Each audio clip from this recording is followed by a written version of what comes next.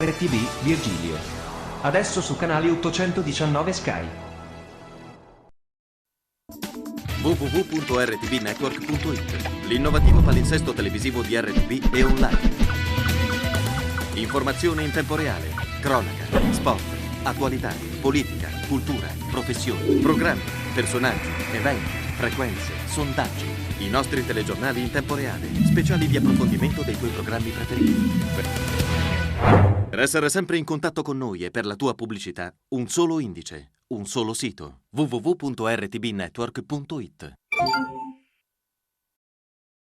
Non devono morire, ma muoiono. 22.000 bambini ogni giorno. Muoiono per cause che possiamo prevenire. Mancanza di cibo, di medicine, di acqua potabile. Non devono morire, ma muoiono. 22.000 bambini ogni giorno. Ogni giorno. Ogni giorno. Ogni giorno. Sono Orlando Bloom. Sono Lucy Liu. Sono Alberto Angela. Noi vogliamo che questo numero arrivi a 0. Vogliamo 0.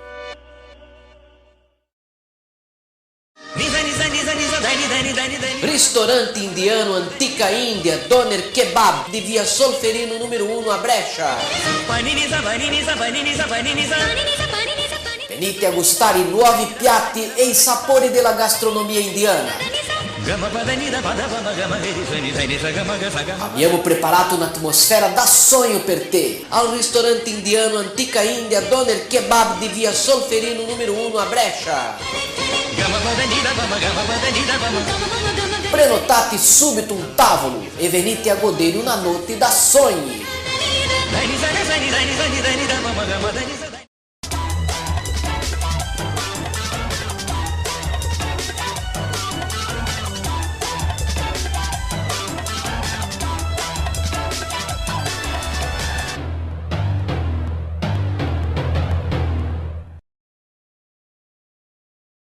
A Lampedusa tornano gli sbarchi di immigrati. Ieri 5 migranti sono morti e altri 52 stremati, trasferiti all'isola. Per l'ONU e UNHCR siamo solo all'inizio di una nuova emergenza. Intanto le autorità di Lampedusa e il sindaco Bernardino De Rubens hanno chiesto al Ministero dell'Interno di riaprire il centro di accoglienza per dare un'adeguata accoglienza ai migranti. Non c'è da avere alcuna preoccupazione in considerazione che questi immigrati sono immigrati subsahariani, non sono tunisini, cosiddetti immigrati economici, arrivano a Lampedusa e immediatamente devono essere trasferiti nel giro di 48 ore al massimo. Oggi ho avuto modo di parlare con il Viminale, con il capo di gabinetto del Ministro, dove ho chiesto l'immediata apertura del centro di accoglienza o parte di quel centro che può essere immediatamente dichiarato agibile, perché è giusto che vengano garantiti i diritti umani a questa gente, è giusto che questo spettacolo di questi 2 giorni di vedere immigrati così senza sapere dove vengono ospitati deve immediatamente cessare. Dobbiamo ritornare nella normalità. La normalità. Gli operatori turistici chiedono ai media di non parlare di emergenza e di dare le notizie per quello che sono. Si tratta di soccorsi e non di sbarchi. Non esiste l'emergenza e non dobbiamo mandare il messaggio in tutta Italia che c'è emergenza, perché non è emergenza e non deve esserci più emergenza. Non permetteremo più che 10.000 persone rimangano sul porto di Lampedusa.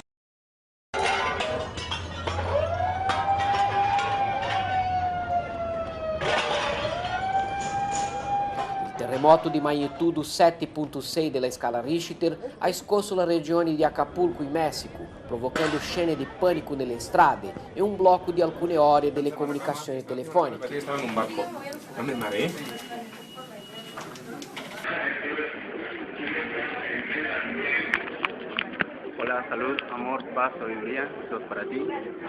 C'era molta paura tra i passeggeri, racconta un testimone che viaggiava sulla metropolitana. I vagoni hanno ondeggiato sui binari, l'illuminazione si è interrotta e c'è stato molto panico. Il sisma è stato avvertito anche nella capitale, Città del Messico, e il presidente Calderón ha voluto rassicurare la popolazione. Fortunatamente ha spiegato il capo dello Stato. Per ora non si sono registrati danni particolarmente gravi. Il sistema elettrico sta funzionando regolarmente e ci sono alcune interruzioni nelle forniture elettriche, dovuti però solo a qualche cavo danneggiato, che verranno presto riparati. Anche il sistema di sanità sta funzionando bene. Nonostante la paura e la forza del sisma, il più potente dell'ultimo anno, non si sono registrate vittime. I moltissimi concorrenti dei giochi mondiali della pizza, che anche quest'anno sono in corso a Las Vegas Convention Center, sono arrivati da 78 nazioni, ognuno portando una ricetta diversa di preparazione dell'impasto. Il premio per ogni categoria è di $1.000 americani, una cifra modica, 766 euro, stando al cambio di questi giorni. Ma per i quasi 10.000 pizzaioli che si sono iscritti quest'anno, la cosa importante è il prestigio che il vincitore si aggiudica, almeno per i prossimi 12 mesi. La competizione è suddivisa in varie categorie, ma quella che richiama più l'attenzione dei visitatori è quella che prevede il lancio acrobatico della pasta, il freestyle.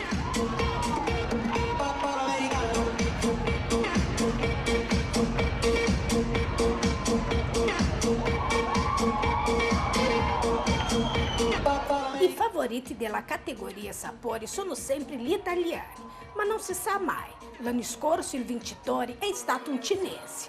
2 anni fa era toccato agli egiziani, che rivendicano da sempre la patente di inventori della pizza. Regnato a rischio niente affatto. Complessivamente gli italiani si aggiudicano il 70% delle categorie in palio e dunque rimangono con il titolo di paese della pizza. Questo nessuno osa contestare, poi alla fine dicono i concorrenti, quello che conta è la festa e lo stomaco pieno. E se lo dicono loro...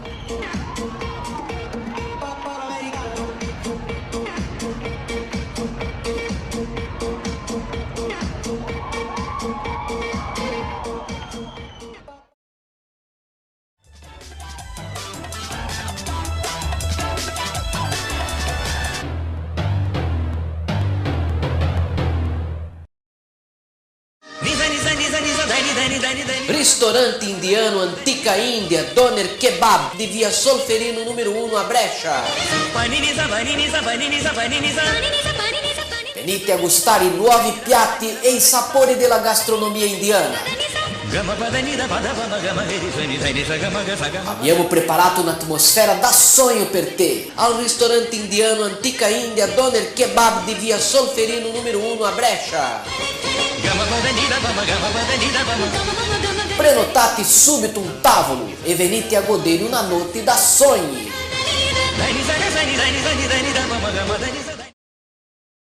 Non devono morire, ma muoiono. 22.000 bambini ogni giorno. Muoiono per cause che possiamo prevenire. Mancanza di cibo, di medicine, di acqua potabile. Non devono morire, ma muoiono. 22.000 bambini ogni giorno. Ogni giorno. Ogni giorno. Ogni giorno. Sono Orlando Bloom. Sono Lucy Liu. Sono Alberto Angela. Noi vogliamo che questo numero arrivi a 0. Vogliamo 0. Every day, thousands of people flee war, persecution, and terror.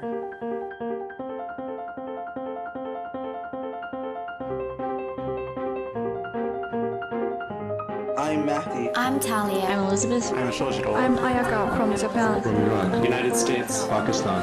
And I believe one refugee without hope is too many.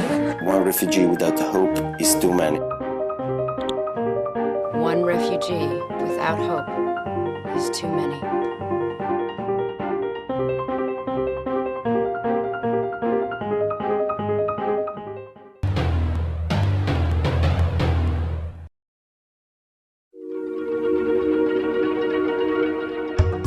Zanzibar, the spice island off the coast of East Africa, has long captured people's imagination.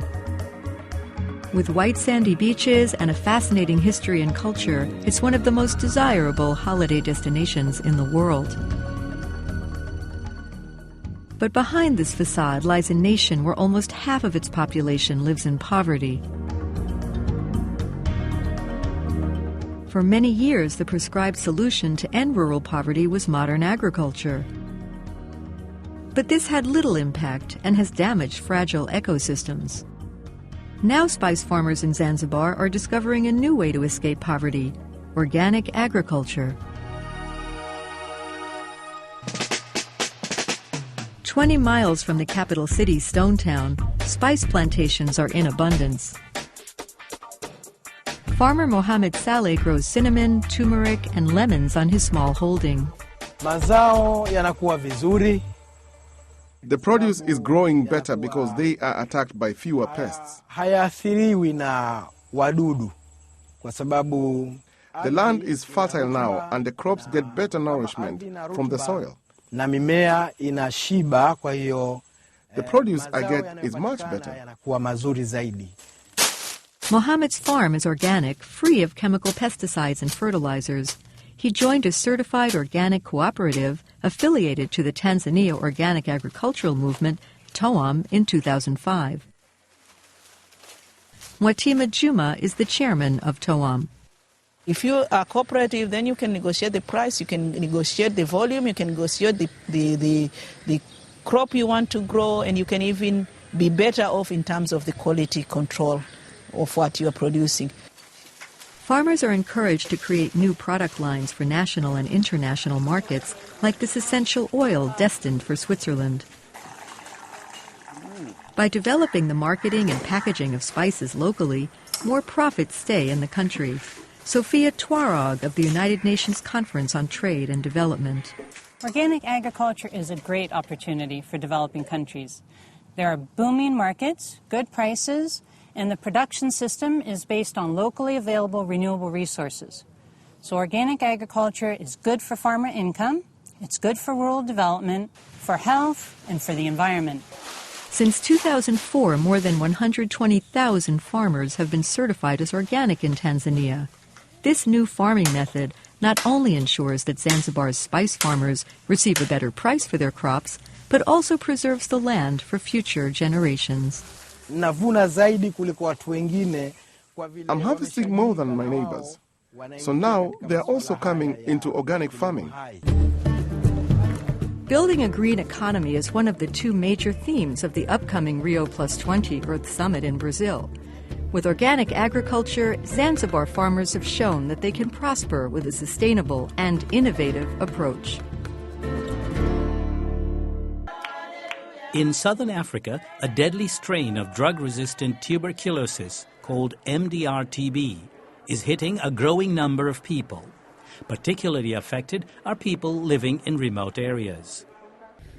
In the mountainous kingdom of Swaziland, where TB is the leading cause of death, efforts are underway to bring the much-needed care to people like Kulsil. She contracted tuberculosis 2 years ago. I was feeling feverish. I was coughing a lot.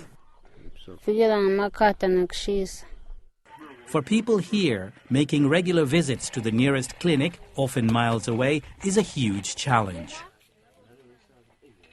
Whether they want to reach there or not, they can't because there's no transport. Sanil Mkonta, a nurse and head of the tuberculosis section of the local clinic, is now bringing the crucial medication to Kulsil. She's developed MDR-TB because she couldn't complete her earlier treatment. This virulent strain occurs when patients fail to adhere to the prescribed medicine, and it's more difficult to treat. I think it's very important for us to bring the services to the people, not the people to come to us. If we can do that, I think we can eliminate it in Swaziland completely. To improve care for the rural population, the Bafalali Swaziland Red Cross has recently strengthened its home-based care, sending nurses to people's homes, making sure that patients get their medicine and receive their treatment. Home visits are vital, believes Nathi Gomede, the Secretary General of the Bafalali Swaziland Red Cross Society. For us, going closer to the people is the key. We also would like to provide the service at community level, make sure that our nurses are given capacity to provide testing and treatment at the community level. Swaziland, which is one of the highest tuberculosis rates in the world, is facing a momentous battle against this highly contagious disease. Lukika Ditu is the executive secretary of the World Health Organization's Stop TB partnership. We need to do everything we can to dramatically reduce tuberculosis globally. We can do it only in partnership, and only if we can work together we can find new ways to prevent, diagnose and treat tuberculosis. Working closely with local communities is critical in saving lives. Kulsil is getting better. It makes me happy to know that I'm feeling stronger. Despite hardship, the people of Swaziland are resilient. There are many who are determined to work together to beat the scourge of tuberculosis so that the children of this country can move into the future with hope.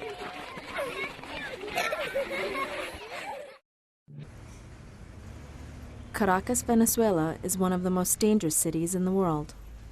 14-year-old Enrique Hernandez lives in Petare, one of the largest slums in Latin America.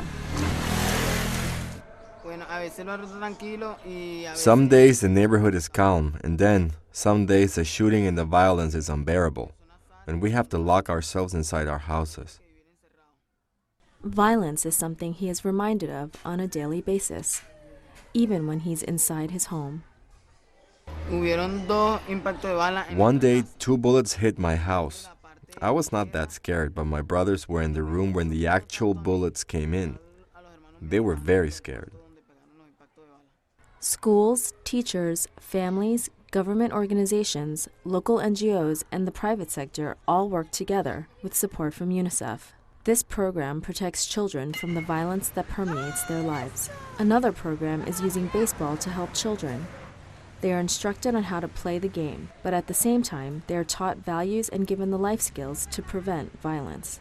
Yeremi Reyes, age 14, had dropped out of school and was working. The program here got him back in the classroom.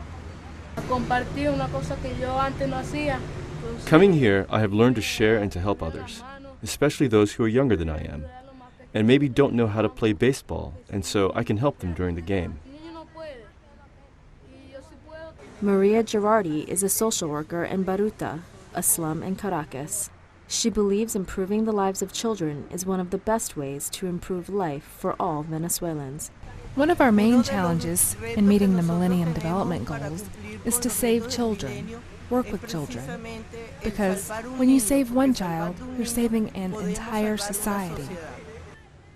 Preventing violence is the foundation of UNICEF's work in Venezuela, and will better allow children here to live healthy and productive lives. You've been watching UNICEF Television. For more information, go to unicef.org. With the situation in Afghanistan remaining high on the international agenda, the Security Council met on Tuesday to discuss UN efforts assisting the country on the road to peace and stability. Briefing the Council, the head of the UN mission in Afghanistan, Jan Kubis, said he was encouraged by his meetings with representatives of the Afghan society. If there was one thing I drew hope from, it was the strong expressions of the desire for peace. The message of the people is clear. It's time to wind down this war. Mr. Kubis offered his condolences to the families of all casualties of the recent incidents of violence in the country. He also stressed the UN's commitment to helping the Afghan people advance peace and development. From the outset of my work in Kabul, I have been clear that the mission and the 28 UN agencies, funds and programs present in Afghanistan must work in support of the increasing capacity of Afghan authorities, institutions and systems to meet the needs of the Afghan people.